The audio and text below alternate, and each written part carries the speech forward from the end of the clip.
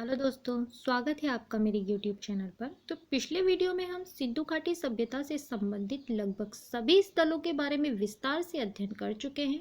तो आज के वीडियो में हम प्रतियोगी परीक्षा की दृष्टि से सिंधु सभ्यता के और जो बचे हुए महत्वपूर्ण स्थल है जहाँ से प्रतियोगी परीक्षा के अंदर प्रश्न पूछ लिए जाते हैं, तो आज हम उन स्थलों के बारे में भी अध्ययन कर लेंगे। अगर आपके लिए मेरे वीडियो हेल्पफुल रहे तो प्लीज़ मेरे चैनल को सब्सक्राइब करना बिल्कुल मत भूलना और लाइक और शेयर भी कर देना। और डेली की वीडियोस की नोटिफिकेशन पाने के लिए बेल आइकन को प्रेस करना बिल्कुल मत भूलना।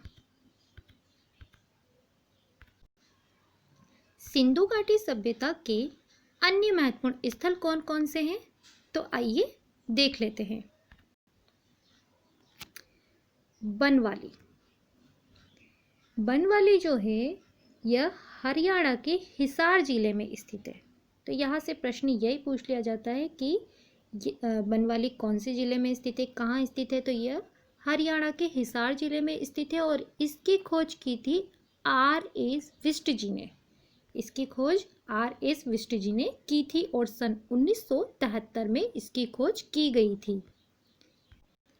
और यहाँ से जो प्रश्न पूछ लिया जाता है वो यही है कि यहाँ से हल की आकृति और जौ के दाने के अवशेष प्राप्त हुए हैं। तो यहाँ से एग्जाम में बनवाली से मोस्टली यही प्रश्न पूछ लिए जाते हैं। इसकी खोज के बारे में पूछ लिया जाता है, अवस्थिति के बारे में पूछ लिया जाता है और यहाँ से हल की आकृति और जौ के दानों के अवशेष प्राप्त हुए हैं। तो एग्जाम की दृष्टि से महत्वपूर्ण बिंदु यहाँ से यही बनते हैं।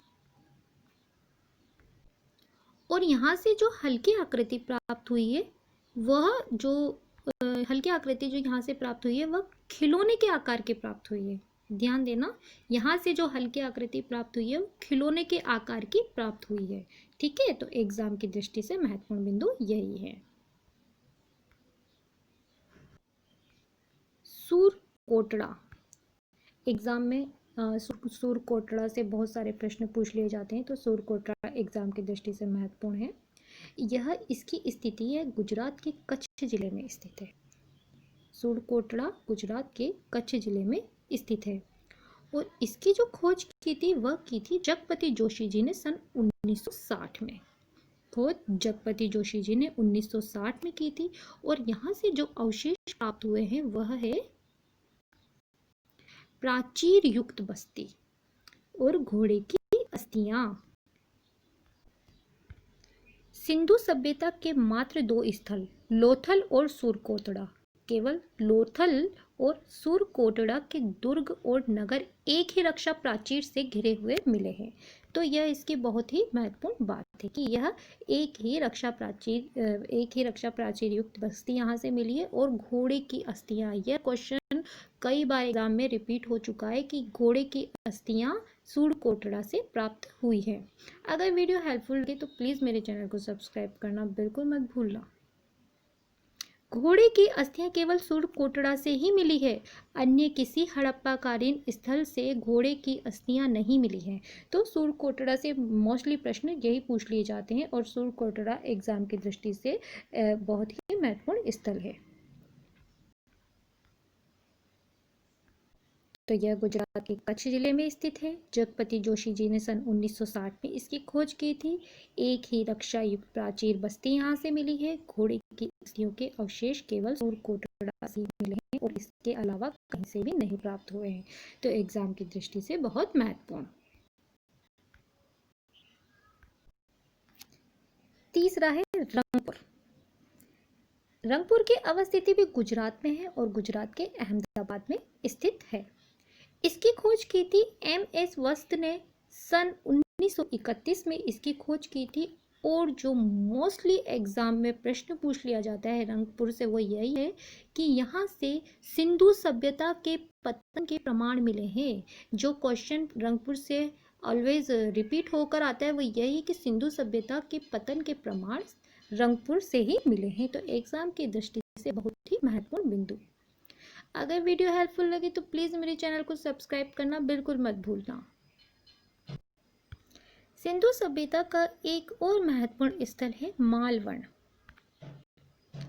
यह गुजरात के काठियावाड़ के सूरत जिले में स्थित है। इसकी अवस्थिति गुजरात के काठियावाड़ सूरत जिले में है। और अगर नदी पूछ ली जाए तो ताप्ती नदी, एग्जाम में पूछ लिया गया क्वेश्चन है, ठीक है। नदी ताप्ती नदी के मुहाने पर स्थित है और इसकी खोज की थी अल्विन तथा जोशी जी ने। अल्विन और जोशी ने इसकी खोज की थी और सन 1967 में इसकी खोज की गई थी। मालवण से जो मोस्टली क्वेश्चन एग्जाम में पूछ लिया जाता है वो यही पूछ लिया जाता है कि यहाँ से एक बंदरगाह का प्रमाण मिला है। इससे पहले बंदरगाह का प्रमाण मिला था लोथल से, और लोथल के बाद जो बंदरगाह का प्रमाण मिला है वह मालवण से मिला है। तो मालवण इसीलिए इम्पॉर्टेंट है कि यहाँ से बंदरगाह होने का प्रमाण प्राप्त हुआ है। अगर वीडियो हेल्पफुल लगे तो प्लीज़ मेरे चैनल को सब्सक्राइब करना बिल्कुल मत भूलना। और एग्जाम में मोस्टली प्रश्न यहीं से ही रिपीट होकर पूछ लिए जाते हैं।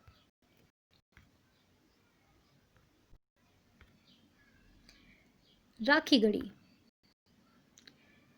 राखीगढ़ी हरियाणा के जिंद जिले में स्थित है और इसकी खोज रफीक मुगल जी ने की थी।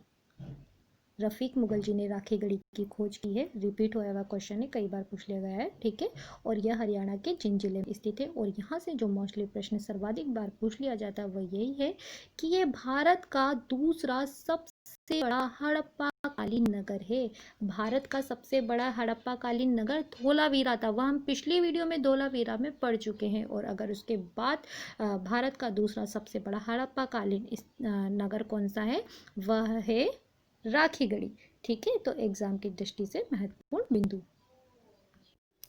सिंधु घाटी सभ्यता के जो अन्य महत्वपूर्ण बिंदु हैं जहाँ से प्रश्न पूछ लिए जाते हैं वो यही है कि यहाँ इसकी प्रमुख विशेषता थी यहाँ का नगर नियोजन और जल निकास प्रणाली, इसकी प्रमुख विशेषता रही है। नगर नियोजन जो यहाँ का था वह जाल पद्धति के आधार पर था, ठीक है। और जो सड़कें यहाँ पर थी वह एक दूसरे को समकोण पर काटती थी।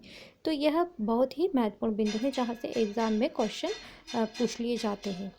यहाँ पर धर्म की महत्ता को स्वीकार किया गया है, ठीक है। यहाँ पे अग्निकुंड, हवन कुंड, मातृ देवी की पूजा, पशुपतिनाथ की पूजा, यानी यहाँ के लोग धार्मिक प्रवृत्ति के थे, उनमें धार्मिक भावना भरी हुई थी, ठीक है। तो यहाँ पर जो है धार्मिक महत्ता को स्वीकार किया गया है। मनोरंजन के लिए यहाँ के जो वासी थे वह शतरंज, नृत्य, पशुओं की लड़ाई जैसे कार्यक्रमों के माध्यम से अपना मनोरंजन करते थे। हड़प्पा सभ्यता के लोग लोहे से परिचित नहीं थे। यह क्वेश्चन एग्जाम में कई बार रिपीट हो चुका है कि यहाँ के लोग लोहे धातु से परिचित नहीं थे, वह लोहे से बनी यहाँ से कोई चीज़ भी नहीं मिली है और यहाँ के लोग लोहे के बारे में जानते नहीं थे। हड़प्पा सभ्यता व्यापार प्रधान थी, यहाँ पर व्यापार होता था और यहाँ पर जो व्यापार होता था वह वस्तु विनिमय के आधार पर होता था। तो एग्जाम की दृष्टि से महत्वपूर्ण बिंदु है और यहाँ से एग्जाम में प्रश्न पूछ लिए जाते हैं। अगर वीडियो हेल्पफुल लगी तो प्लीज़ मेरे चैनल को सब्सक्राइब करना बिल्कुल मत भूलना। यहाँ से प्राप्त तोल की इकाई 16 के अनुपात में थी, जैसे 16, 64, 160, तो यहाँ से तोल की इकाई 16 के अनुपात में प्राप्त हुई है। एग्जाम की दृष्टि से महत्वपूर्ण बिंदु। यहाँ के जो बाढ़ थे वह दशमलव प्रणाली पर आधारित थे।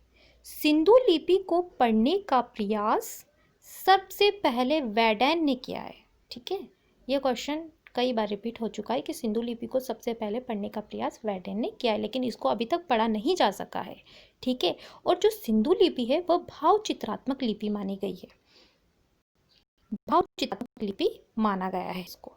यहाँ के किसी भी स्थल से गाय के प्रमाण नहीं मिले हैं, यहाँ से किसी भी स्थल से गाय के प्रमाण नहीं मिले, केवल बेल के होने के आधार पर ही गाय की उपस्थिति को स्वीकार किया गया है। यहाँ पर गाय के प्रमाण यहाँ पर नहीं मिले हैं। सिंधु जो वासी थे वह मूर्ति पूजा करते थे,